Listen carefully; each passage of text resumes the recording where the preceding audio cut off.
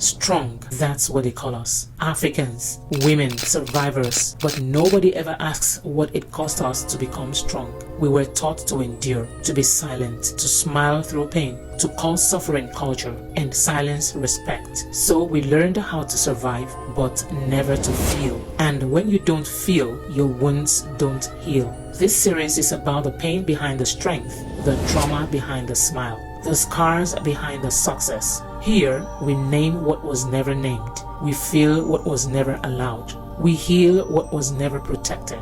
Because confidence doesn't come from pretending, it comes from healing. Welcome to Strong But Scarred, where African stories find their voice and the broken places become powerful again. And your host, Omolola Adeyemo. You are not broke because you lack skill. You are broke because you feel guilty being paid.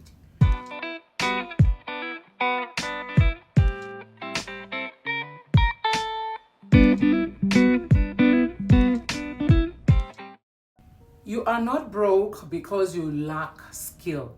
You are broke because you feel guilty being paid, and you don't even know it. You can explain things clearly. People come to you for advice. You help friends, church members, co-workers, even strangers online. But the moment you have to say, "Here is how to work with me," something inside you tightens. You suddenly soften your voice. You over-explain, or you disappear behind just sharing. You thought you had a marketing problem. You don't. You have what I call salesy trauma. And today I want to explain why many good-hearted, knowledgeable people can help everyone, yet never build income. And it has very little to do with business. I am Omolola Adeyemo, a confidence strategist and health coach. My work focuses on emotional conditioning, the invisible beliefs we learned early in life that continue to shape our adult decisions. And one of the strongest places this shows up today is in making money online. Making money online is actually simple in structure. You solve a problem. You explain the solution. You invite commitment. But step 3, the invitation, is where many people freeze. Not because they lack value, but because emotionally receiving feels unsafe for them. This is not a business problem. It is an emotional conditioning problem.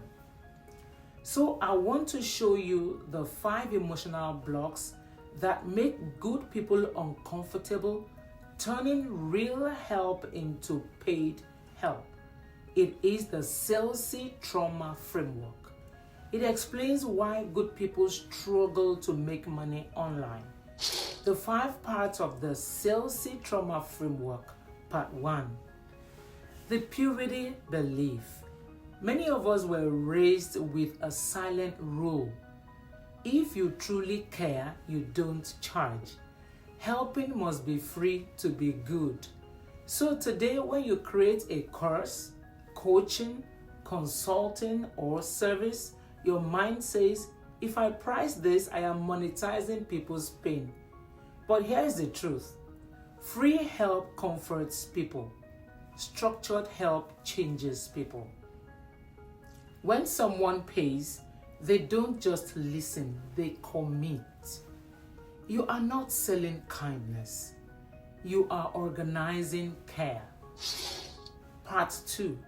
The humility conflict. Many people grew up being praised for humility. Don't boast. Don't promote yourself. Let others talk about you.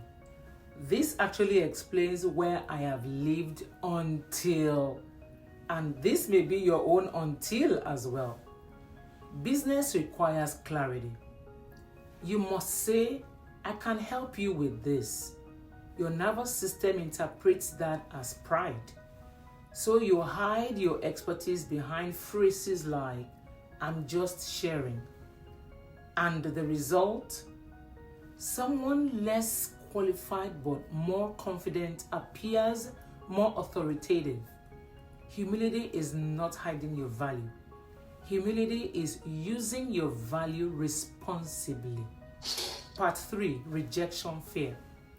Here is a deeper one. Many people unconsciously interpret a client saying no as personal rejection because earlier in life, acceptance depended on approval.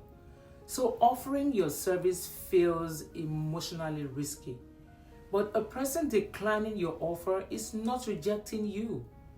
Sometimes they are making a timing decision, not a worth decision. Part 4, the caregiver identity. Some people are very comfortable helping, but deeply uncomfortable receiving. They became the responsible child, the peacemaker, the emotional support person. They learned, "I am valued when I give." So now they overgive and undercharge and quietly burn out.